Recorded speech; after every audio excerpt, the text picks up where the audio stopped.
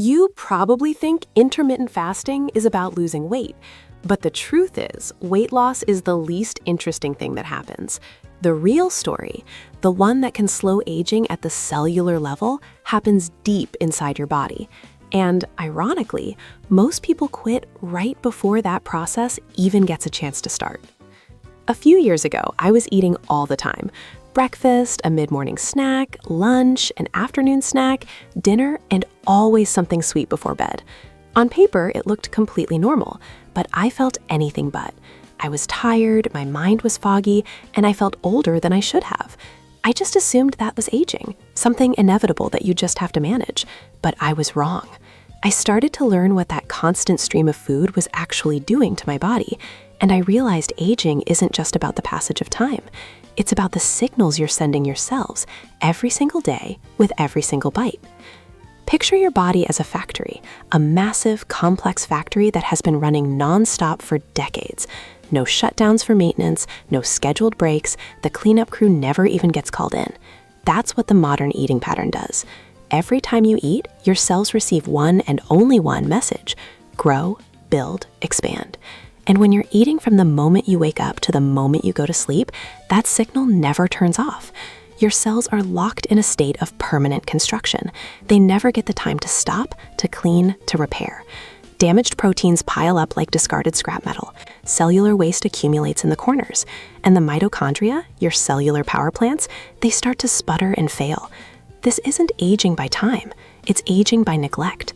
So the real question isn't how to manage aging. It's how long are you going to keep the factory running without ever letting the repair crew inside? What if aging isn't what you think it is? What if it's not some pre-programmed countdown clock, but a side effect? A side effect of your body's growth signals being stuck in the on position for far too long. Every time you eat, hormones like insulin tell your body that nutrients are available, so it just keeps growing. That's essential when you're young, building yourself up from scratch. But as an adult, that same constant growth signal just accelerates wear and tear on your system. True longevity doesn't come from more stimulation, more fuel, more growth. It comes from shifting into maintenance mode. And to get there, something has to change.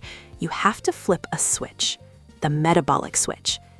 When you stop eating for, say, 16 or 18 hours, your body's first reaction isn't panic from starvation, it's panic from confusion. It's just so used to running on glucose, the fast, easy energy from your last meal. That's metabolic inflexibility, and you feel it. The headaches, the brain fog, the irritability, that gnawing hunger. That's not your body failing you, that's your body struggling to remember how to fire up its own backup system. Then, somewhere between 12 and 18 hours in, the magic happens. Your liver's glycogen supply finally runs out, insulin levels plummet, and like a vault unlocking, your fat stores open up. Your body starts producing an entirely different power source, ketones, a clean, incredibly efficient fuel that your brain absolutely loves. This is where the whole experience shifts. Your energy stabilizes, becoming smooth and constant. Your focus sharpens to a point, and the hunger just quiets. This isn't some new, complicated biohack. This is the original operating system we were born with, honed over thousands of years of human survival. It's an ancient language, and you're just teaching your body how to speak it again. There's a powerful reset switch built into your body, a process most people never reach. It only kicks in after you stop eating for a while, once your body switches its primary fuel source. It's then, and only then, that it finally has time to clean house. The process is called autophagy, literally self-cleaning.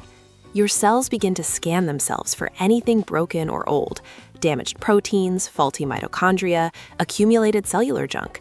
Then they break it all down and rebuild using the raw materials. Think of it like a night cleaning crew for a busy office building. They can't possibly work while everyone is there. Eating keeps your body's building busy. Fasting clears it out. This cellular cleanup is so fundamentally important to our health, it won a Nobel Prize. It's one of the strongest known mechanisms we have for slowing down our biological clock. Now, a common fear is losing muscle, but evolution is smarter than that. It would be fatal to make you weaker when food is scarce. Instead, during a fast, human growth hormone spikes, preserving your muscle tissue while prioritizing fat for fuel. Your body instinctively protects its functional tissue, and your brain gets a major upgrade. Fasting increases a protein called BDNF, which supports memory, learning, and the brain's ability to rewire itself. That mental clarity people feel, it's not just willpower, it's chemistry. Digestion quiets down, blood flow shifts from your gut to your brain, and ketones provide a steady, clean fuel source. So that foggy, sluggish feeling you get after constantly eating, that's not a given. That's your body overloaded. Autophagy is its chance to reset. Most people don't die suddenly. They fade slowly. Medications start to replace vitality. Independence shrinks. It's a slow decline that we've come to accept as normal. But what if it isn't? What if it's driven by a kind of low-grade fire burning inside us day after day? That fire is chronic inflammation, and it's a key driver of aging and disease. One of the biggest things that fuels it is something we do constantly: eating. Every snack, every meal keeps the gut working, slightly inflamed, with no time to rest and recover. Over time, that constant stress builds up. This is where the simple idea of fasting comes in. And it's not about starving yourself. It's about giving your body a profoundly simple gift: time. When you create a window without food, you give your gut a chance to finally rest. Inflammation markers begin to drop. Your body becomes more sensitive to insulin. Age-related frailty starts to diminish. You're not depriving your body.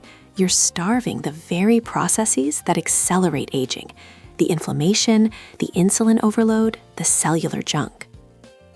This goes far beyond just extending your lifespan. We're talking about extending your health span. Because living longer means nothing if the last 15 years are spent managing decline. The goal is to compress that window of frailty. You're not just adding years to your life, you're adding life to your years.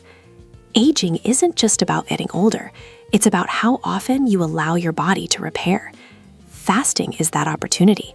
It's giving your body time to reset, time to remember what it's capable of.